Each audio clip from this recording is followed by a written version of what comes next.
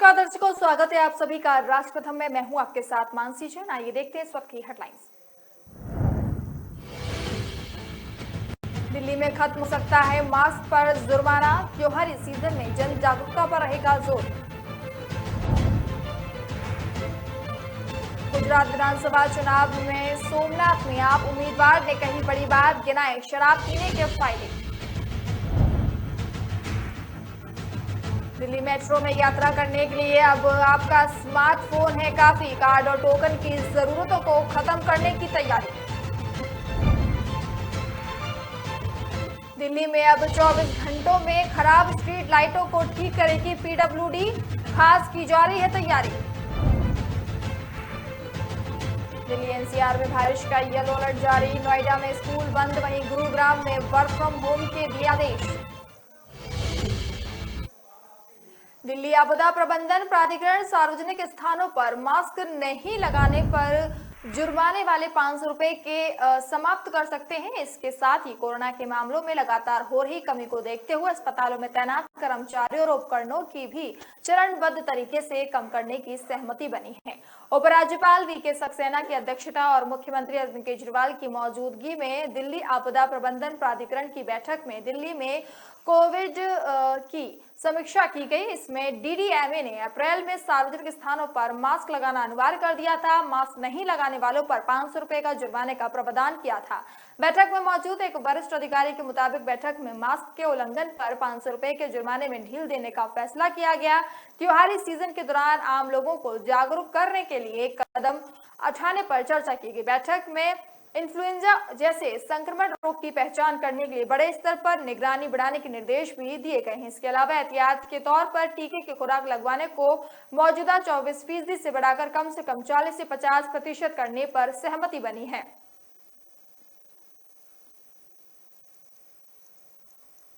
हाल ही में आम आदमी पार्टी के प्रमुख और दिल्ली सीएम अरविंद केजरीवाल ने गुजरात दौरे पर भाजपा सरकार पर आरोप लगाया कि ड्राई स्टेट में लोग जहरीली शराब पीने की वजह से मर रहे हैं। अगर उनकी सरकार आएगी तो उनका ध्यान अच्छी शिक्षा और अच्छे अस्पताल और भ्रष्टाचार पर मुक्त होगा। लेकिन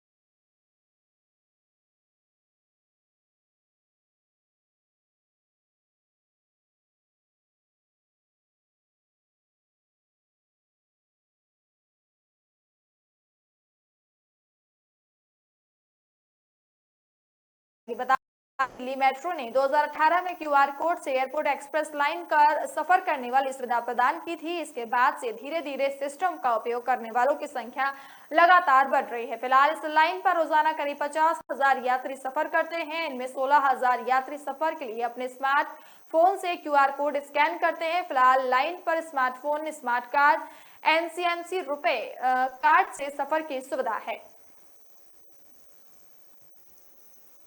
दिल्ली की सड़कों पर डार्क स्पॉट खत्म करने की दिशा में लोक निर्माण विभाग यानी पीडब्ल्यूडी अहम कदम उठाने जा रही है।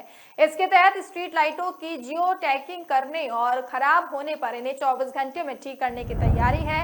लोक निर्माण विभाग की ओर से अपनी सड़कों पर सभी स्ट्रीट लाइटों को जियो टैग करने और उनके कामकाज को ट्रैक करने के लिए एक केंद्रीकृत सॉफ्टवेयर बनाने की दिशा में काम किया जा रहा है। विभाग के अधिकारियों ने बताया कि जब कोई स्ट्रीट लाइट काम करना बंद कर देती है तो सॉफ्टवेयर अधिकारियों को भी सूचित करेगा ताकि इसे जल्द ठीक किया जा सके। योजना के तहत सभी स्ट्रीट लाइट और बिजली के खंभों की पहचान की जाएगी और जियो टैग किया जाएगा। स्ट्रीट लाइट पोल की लोकेशन को भी सॉफ्टवेयर से जोड़ा जाएगा, जिससे इंजीनियरों को तुरंत एक सूचना मिलेगी। एनडीएमसी के कुछ हिस्सों में ये प्रयोग काफी सफल हो चुका है। अब देखना यह होगा कि इसके प्रयोग से स्ट्रीट लाइट की खामियों को कितनी जल्दी ठीक किया जाएगा। दिल्ली एनसीआर के कुछ हिस्सों में लगातार 2 दिनों से बारिश हो रही है और जिसकी वजह से लोग काफी परेशान हैं। वहीं मौसम विभाग ने आज भी बारिश की चेतावनी जारी की है। इसके मद्देनजर नोएडा समेत यूपी के कई शहरों में स्कूलों को बंद रखने का फैसला किया गया है।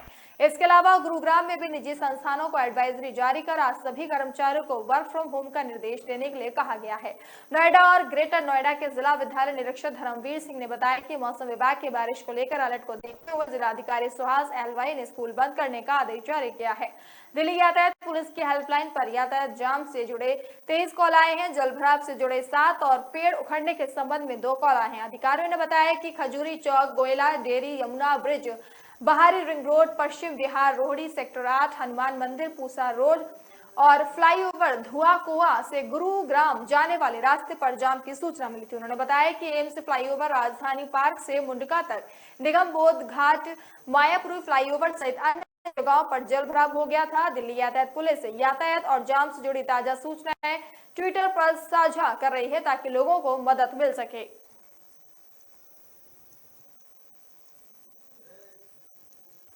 फिलहाल वक्त तो चला एक छोटे से ब्रेक का। ब्रेक के बाद जल्द हाजिर होंगे।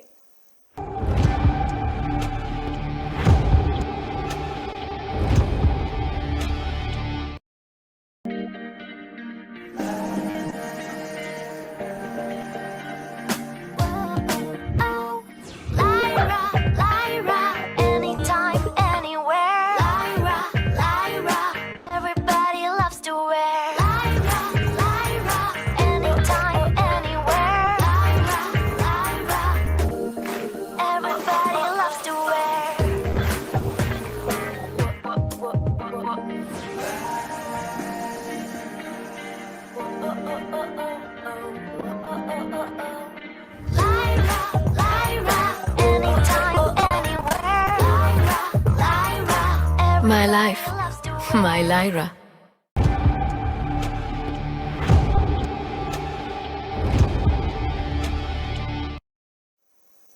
ब्रेक के बाद एक बार फिर से आप सभी का स्वागत है। राजधानी दिल्ली में कोरोना महामारी के हालातों की समीक्षा के लिए दिल्ली आपदा प्रबंधन प्राधिकरण ने बैठक की। इस बैठक में दिल्ली के उपराज्यपाल और डीडीएमए के अध्यक्ष विनय कुमार सक्सेना के साथ मुख्यमंत्री अरविंद केजरीवाल भी मौजूद रहे। इस दौरान सीएम केजरीवाल ने ट्वीट करते हुए कहा कि लेफ्टिनेंट गवर्नर साहिब की अध्यक्षता में आज डीडीएमए की मीटिंग हुई, जहां कोरोना की मौजूदा स्थिति का जायजा लिया गया, जिसमें कई जरूरी फैसले लिए गए। बता दें कि कोरोना से बचाव के लिए इससे पहले अप्रैल में हुई डीडीएमए की पिछली बैठक में सार्वजनिक स्थानों पर फेस मास्क अनिवार्य किया गया था।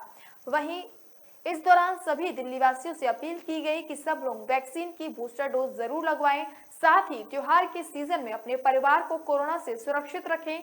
कोरोना से बचने के सभी एहतियात बरतें। दरअसल इस समय दिल्ली में कोरोना का पॉजिटिव रेट और अस्पतालों में भी मरीजों की संख्या काफी कम है, जिसके चलते डॉक्टर और स्वास्थ्य कर्मियों समेत अस्पतालों में मौजूद संसाधनों को अन्य जरूरतों को पूरा कर इस्तेमाल किया जा सकता है। कांग्रेस युवा नेता हिमांशु पहुजा ने थामा आपका दामन। दिल्ली नगर निगम चुनावों से पहले कांग्रेस के युवा नेता आम आदमी पार्टी में शामिल हुए हैं। हरिनगर विधानसभा क्षेत्र से पार्षद का चुनाव लड़ने वाले कांग्रेस नेता हिमांशु पहुजा ने अपनी टीम के साथ आपका दामन थामा है। आम आदमी पार्टी के वरिष्ठ नेता दुर्गेश पाठक ने कहा कि युवा नेताओं के आने से दिल्ली में भारतीय जनता पार्टी के खिलाफ एमसीडी में लड़ाई और मजबूत होगी। बीजेपी ने एमसीडी में कई महीनों से चक्कर चलाया हुआ है कि किसी तरह सत्ता बचा लें, लेकिन दिल्ली की जनता इसका सफाया करेगी। विधायक राजकुमारी ढिल्लों ने कहा कि मुख्यमंत्री अरविंद केजरीवाल के नेतृत्व में दिल्ली में दिन रात काम हो रहा है। दिल्ली में स्कूल, अस्पताल, मोहल्ला क्लिनिक विश्व स्तरीय बने हैं। हरिनगर क्षेत्र से कांग्रेस के युवा नेता हिमांशु पहुजा ने कहा कि दिल्ली के मुख्यमंत्री अरविंद केजरीवाल की देशभक्ति और ईमानदार छवि मेरे लिए प्रेरणा का स्रोत है। आम आदमी पार्टी के वरिष्ठ नेता और विधायक दुर्गेश पाठक ने आज महत्वपूर्ण प्रेस वार्ता को संबोधित किया।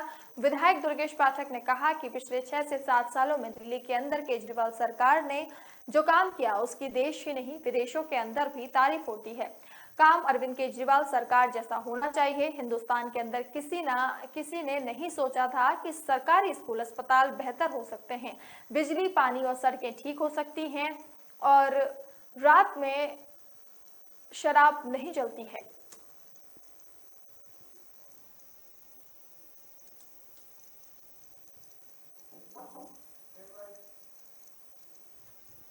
आगामी दिल्ली नगर निगम चुनाव को लेकर परिसीमन पर राजधानी में अब सियासत गर्मा गई है, जहां दिल्ली कांग्रेस के अध्यक्ष अनिल चौधरी ने नए परिसीमन ड्राफ्ट पर कई सवाल खड़े कर दिए हैं।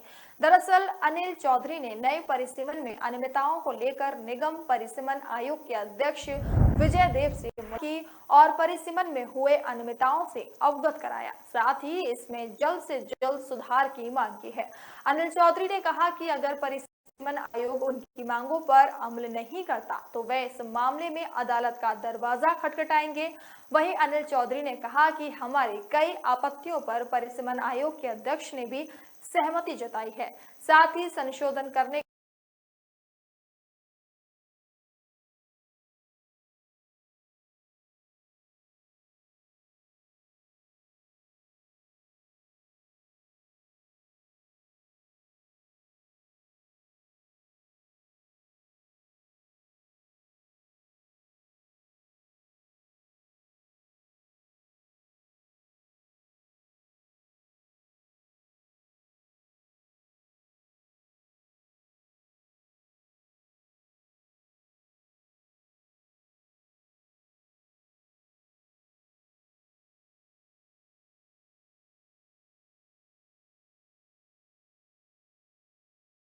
सौरभ भारद्वाज और अन्य के खिलाफ दाखिल मानहानि के मुकदमे की सुनवाई की और फैसला सुरक्षित रखा। जस्टिस अमित बंसल की कोर्ट में उपराज्यपाल की ओर से सीनियर एडवोकेट महेश जेठमलानी और मनिंदर सिंह पेश हुए। उन्होंने कोर्ट को बताया कि आरोप मानहानिकारक और दुर्भावनापूर्ण है। आरोप बिना किसी दस्तावेज या आधार के एक उच्च संवैधानिक पद पर बैठे व्यक्ति के खिलाफ लगाए गए हैं। वहीं आम आदमी पार्टी नेताओं की ओर से सीनियर एडवोकेट राजीव नैयर, संदीप सेठी और अरुण भारद्वाज पेश हुए।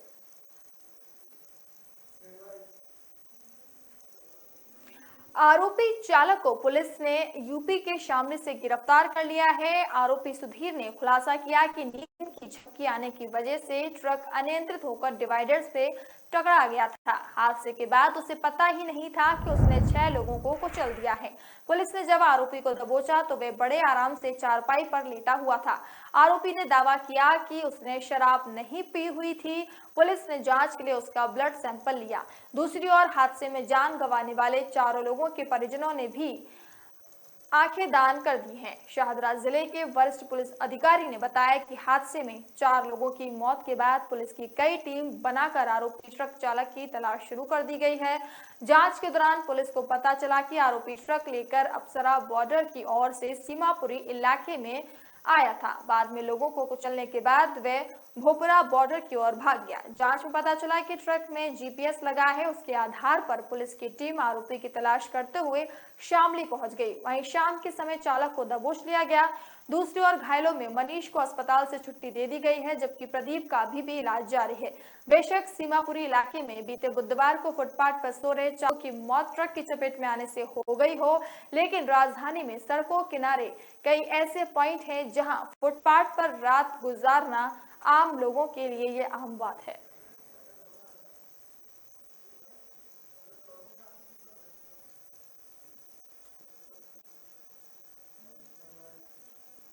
फिलहाल वक्त तो चला एक छोटे से ब्रेक का। ब्रेक के बाद जल्द हाजिर होंगे।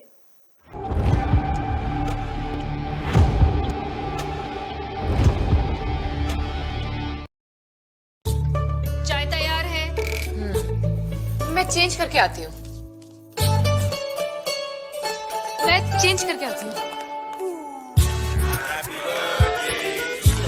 चेंज करके आती हूँ। लायरा का नया कलेक्शन बहाने कम पड़ जाएंगे, पर स्टाइल्स नहीं। Lyra, time to style.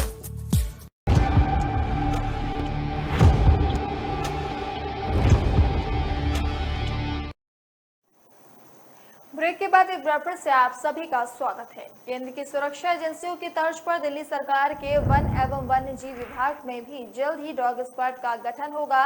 इसके लिए विभाग ने प्रारंभिक चरण में तैयारियां भी शुरू कर दी हैं।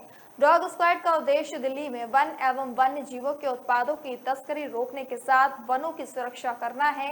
ये पहली बार है जब दिल्ली सरकार के किसी विभाग का अपना डॉग स्क्वाड होगा। एक अधिकारी के मुताबिक वन एवं वन्य जीव विभाग में डॉग स्क्वाड की जरूरत महसूस की जा रही है। इसके गठन के लिए लंबे समय से विचार चल रहा है। स्क्वाड को लेकर प्रस्ताव तैयार किया गया है व इसकी रूपरेखा हो रही है। जल्द ही इस प्रस्ताव को आला अधिकारियों के सामने प्रस्तुत किया जाएगा। उम्मीद है कि जल्द ही दिल्ली में वन विभाग के कर्मी डॉग स्क्वाड टीम के साथ दिखेंगे। विभाग में तैनाती के लिए मध्य प्रदेश से कुत्तों को लाया जा सकता है। इसके लिए विभाग के एक वरिष्ठ अधिकारी मध्य प्रदेश भी पहुंचे हैं, जो वहां के विभाग के साथ तालमेल बिठाकर कुत्तों को लाने की प्रक्रिया को आगे बढ़ा रहे हैं। शुरुआत में यहां 2 कुत्तों को लाया जा सकता है, हालांकि इनकी संख्या में बढ़ोतरी होने की संभावना है। मध्य प्रदेश के भोपाल में ही कुत्ते व उनके हैंडलर को प्रशिक्षण दिया जाता है। ऐसे में संभावना है कि यहीं से कुत्तों को लाया जा सकता है। सुप्रीम कोर्ट में पिछले 2 हफ्ते से बड़े मामलों पर सुनवाई जारी है। वहीं सुप्रीम कोर्ट में कर्नाटक हिजाब विवाद केस में सुनवाई पूरी कर फैसला रिजर्व रखा गया। लोगों को अब इसके फैसले का इंतजार है। इस बीच सुप्रीम कोर्ट में अब भी कई ऐसे मामले पेंडिंग हैं जिनकी सुनवाई इस महीने होनी है और इन पर बड़ी संख्या में लोगों की निगाहें टिकी हुई हैं। इसी के तहत आज भी कई बड़े मामले में सुप्रीम कोर्ट सुनवाई करेगा। आपको बता दें कि ऐसे कौन कौन से मामले हैं जिन पर सुप्रीम कोर्ट में सुनवाई होगी। ये युद्ध की वजह से यूक्रेन से पढ़ाई बीच में छोड़कर आए मेडिकल स्टूडेंट्स की याचिका पर सुप्रीम कोर्ट भी सुनवाई कर रहा है। इससे पहले कोर्ट ने इन छात्रों को दूसरे देशों में एडमिशन आसान करने के लिए सरकार को एक पोर्टल बनाने का सुझाव दिया था। केंद्र सरकार ने मामले पर जवाब दाखिल करते हुए कहा था कि कानून इन छात्रों को भारत के मेडिकल कॉलेज में दाखिला दे पाना संभव नहीं है। ये लोग यूक्रेन के अपने कॉलेज से सहमति लेकर दूसरे देश में डिग्री पूरी कर सकते हैं। अब इससे आगे की सुनवाई सुप्रीम कोर्ट अलग अलग मामलों में बुलडोजर कार्रवाई के खिलाफ सुप्रीम कोर्ट में डाली याचिका पर भी सुनवाई हो रही है। इस सुनवाई के लिए जमीयत उलमा ए हिंद ने याचिका डाल रखी थी। जमीयत ने कहा कि बिना उचित कानूनी प्रक्रिया के ये बुलडोजर चलाए जा रहे हैं। इनमें मंशा अवैध निर्माण हटाने से अधिक लोगों को सबक सिखाने की होती है। अधिकतर जगहों पर एक समुदाय विशेष को खास निशाना बनाया जा रहा है। अखिल भारतीय इमाम संघ के मुख्य इमाम डॉक्टर इलियासी का कहना है कि राष्ट्रीय स्वयंसेवक संघ के प्रमुख मोहन भागवत राष्ट्रपिता हैं। उन्होंने कहा कि वे राष्ट्र ऋषि भी हैं। इससे पहले संघ प्रमुख भागवत ने दिल्ली के कस्तूरबा गांधी मार्ग पर स्थित एक मस्जिद में डॉक्टर इलियासी से मुलाकात की थी। डॉक्टर इलियासी ने कहा, उनके मस्जिद आने से अच्छा संदेश जाएगा। हमारा पूजा करने का तरीका अलग है, लेकिन सबसे बड़ा धर्म मानवता का है। हम देश को सर्वप्रथम मानते हैं। भागवत कस्तूरबा गांधी मार्ग पर स्थित एक मस्जिद में गए थे और इसके बाद उत्तरी दिल्ली में स्थित ताज विदुल कुरान मदरसे का दौरा किया। उनके साथ चल रहे संघ के एक पदाधिकारी ने बताया कि भागवत पहली बार किसी मदरसा गए हैं। आरएसएस के अधिकारी ने बताया कि अखिल भारतीय इमाम संघ के प्रमुख उमर अहमद इलियासी ने मदरसे में बच्चों से बात करते हुए भागवत को राष्ट्रपिता बुलाकर संबोधित किया। हालांकि भागवत ने उन्हें टोकते हुए कहा कि राष्ट्रपिता सिर्फ एक है और कहीं की सभी भारत की संतान है। उन्होंने कहा कि आरएसएस ने भी बच्चों को देश के बारे में और अधिक जानने की जरूरत पर बात की और जोर देकर कहा, पूजा करने की पद्धति अलग हो सकती है, लेकिन सभी धर्मों का सम्मान किया जाना चाहिए। इलियासी और भागवत ने मस्जिद में लगभग 1 घंटे तक बातचीत की। वहीं अखिल भारतीय इमाम संघ के प्रमुख इलियासी का आवाज भी यही है। इलियासी ने बताया कि भागवत ने मस्जिद और मदरसे को दौरा और उनके आमंत्रण पर किया। इलियासी ने बाद में बताया कि वे राष्ट्रपिता हैं। हमने देश को मजबूत करने के लिए कई मुद्दों पर बात की है।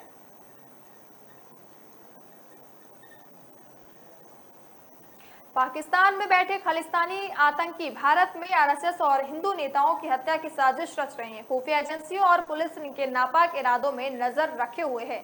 इसी कड़ी में दिल्ली पुलिस की स्पेशल सेल ने आईएसआई समर्थित खालिस्तानी आतंकी अरविंदर सिंह उर्फ रिंदा का बड़ा प्लान फेल किया है। रिंदा ने भारत में अपने करीबी व पंजाब के एक कैटेगरी गैंगस्टर को आरएसएस व हिंदू नेताओं की हत्या का टास्क दिया था। पुलिस ने इस साजिश को नाकाम करते हुए रिंदा के करीबी गैंगस्टर को बरेली से गिरफ्तार कर लिया। पकड़े गए आरोपी की पहचान गांव बरन सरहिंद रोड अनाज मंडी पटियाला पंजाब निवासी कंवर रणदीप सिंह उर्फ एसके खरोद के रूप में हुई है। सेल ने इसके पास से चीनी पिस्टल समेत 5 आधुनिक पिस्टल कारतूस व कई मोबाइल व सिम कार्ड बरामद किए हैं। स्पेशल सेल के विशेष आयुक्त एसजीएम ढालीवाल ने बताया कि पिछले कुछ समय से देखा गया था कि आतंकियों ने वारदात को अंजाम देने के लिए भारत में मौजूद गैंगस्टर से गठजोड़ किया। इसी क्रिमिनल्स टेरर नेक्सस के लिए पुलिस उपायुक्त मनीषी चंद्रा व अन्यों की टीम ने जांच शुरू कर दी। छानबीन के दौरान टीम को पता चला कि उत्तर भारतीय राज्यों के अलावा नेक्सस दिल्ली एनसीआर में भी तेजी से पैर पसार रहा है। इसी कड़ी में 29 अगस्त को हिमाचल प्रदेश के सोलन जिले के नालागढ़ बड्डी कोट परिसर में फायरिंग हुई थी। बदमाशों ने बम्बिया ग्रुप के शार्प शूटर सन्नी को छुड़ाने के लिए हमला किया था। मामले में पुलिस ने 4 मुख्य आरोपियों को गिरफ्तार कर लिया। इसी कड़ी की जांच करते हुए पुलिस को पता चला कि वारदात में खालिस्तानी आतंकी रिंदा के करीबी एसके खरोद भी शामिल है। हमले में गिरफ्तार गगनदीप उर्फ राहुल पंडित उर्फ गोगी ने पूछताछ के दौरान कई अहम खुलासे किए हैं। उसने ही एसके खरोद के नाम का खुलासा किया है। दिल्ली के उपराज्यपाल वीके सक्सेना ने मौलाना आजाद मेडिकल कॉलेज के दीक्षांत समारोह में एमबीबीएस और पोस्ट ग्रेजुएट के छात्रों को डिग्री प्रदान की। इस दौरान मानव विकास के लिए बुनियादी अनुसंधान के महत्व को रेखांकित करते हुए उन्होंने कहा कि शिक्षण और प्रशिक्षण के साथ साथ अनुसंधान को प्रोत्साहित करना किसी भी श्रेष्ठ चिकित्सा संस्था के लिए एक महत्वपूर्ण कार्य होना चाहिए। इस समारोह में 2020 में उत्तीर्ण हुए लगभग 236 एमबीबीएस छात्रों को पिछले साल अपना कोर्स पूरा करने वाले 248 छात्रों को डिग्री प्रदान की गई। समारोह में 2020-2021 के बैच के कुल 356 पोस्ट ग्रेजुएट छात्रों को भी डिग्री प्रदान की गई। एलजी ने कहा कि एक ऐसा देश है जो अभी गरीबी और बीमारी से जूझ रहा है। ऐसे देश में डॉक्टरों चिकित्सकों को अपनी सीमाओं को बढ़ाने की एक अतिरिक्त जिम्मेदारी ही। सक्सेना ने आगे कहा कि मुझे पूरा विश्वास है कि इस अनुभव से आपने बहुत कुछ सीखा होगा, जिससे आप अभ्यास और रिसर्च के दौरान आपके सामने आने वाली चुनौतियों का सामना कर सकेंगे। उन्होंने छात्रों से कहा कि उन्हें उम्मीद है कि आप न केवल एक बेहतर और दयालु डॉक्टर बनकर यहाँ से निकल रहे हैं, बल्कि आप एक बेहतर इंसान बनकर भी यहाँ से जा रहे हैं। ऐसा करने के लिए पेशेवर और व्यावसायिक विचारों को परे रखकर एक शोध करना सबसे बड़ी शर्त है। प्रशिक्षण प्रक्रिया के दौरान अनुसंधान के महत्व पर जोर देते हुए सक्सेना ने कहा कि शोध किसी भी एकेडमिक संस्थान की उत्कृष्टता